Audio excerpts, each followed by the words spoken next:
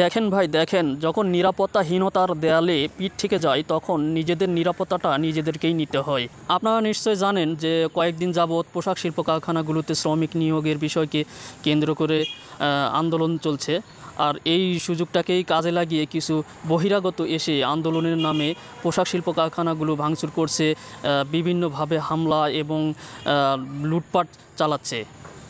সেই সব বহিরাগতদের হাত থেকে নিজেদের প্রতিষ্ঠানকে বাঁচাতেই কিন্তু এই শ্রমিকরা এই উদ্যোগটা নিয়েছে।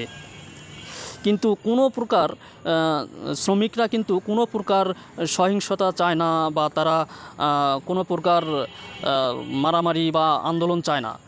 তারা চায় নিরাপত্তা, তারা নিজেদের নিরাপত্তা চায়।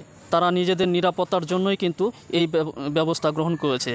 নিরাপত্তা এবং কারখানার নিরাপত্তা নিশ্চিত করতেই এই উদ্যোগ শ্রমিকদের।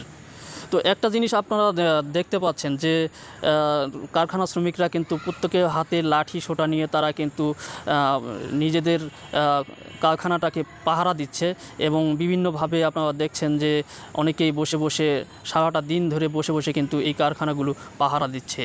এটা গাজীপুর, আশুলিয়া, সাভার এবং নবীনগর এলাকাতে কিন্তু এই সহিংসতা দেখা দিয়েছে। এই যে শ্রমিকগুলোকে আপনারা দেখছেন যে এই শ্রমিকগুলো কিন্তু অনেক কষ্ট করে রোদের মধ্যে বৃষ্টিতে ভিজে কিন্তু তাদের কোম্পানিটাকে বাঁচানোর চেষ্টা করছে। এরপরেও দেখছেন যে ভিতরে আমি দেখাই যে এখানে দেখতে পাচ্ছেন আরও কড়া নিরাপত্তার ব্যবস্থা করা হচ্ছে, যে যাতে করে কোনো প্রকার বহিরাগতরা যাতে এই গার্মেন্টসের ভিতরে প্রবেশ করতে না পারে এবং নতুন করে আর কোনো প্রকার সহিংসতার সৃষ্টি করতে না পারে। এই জন্যই কিন্তু এই ব্যবস্থা নিয়েছে কোম্পানির পক্ষ থেকে। 2 দিন আগে আন্দোলন চলাকালীন কিন্তু আমি একটা জিনিস লক্ষ্য করে দেখেছি যে যেসব ছেলেপেলেগুলো এই আন্দোলন বা ভাঙচুর চালাচ্ছে তারা কিন্তু কোনো প্রকার শ্রমিক না, বা কোনো দলীয় লোকজনও না।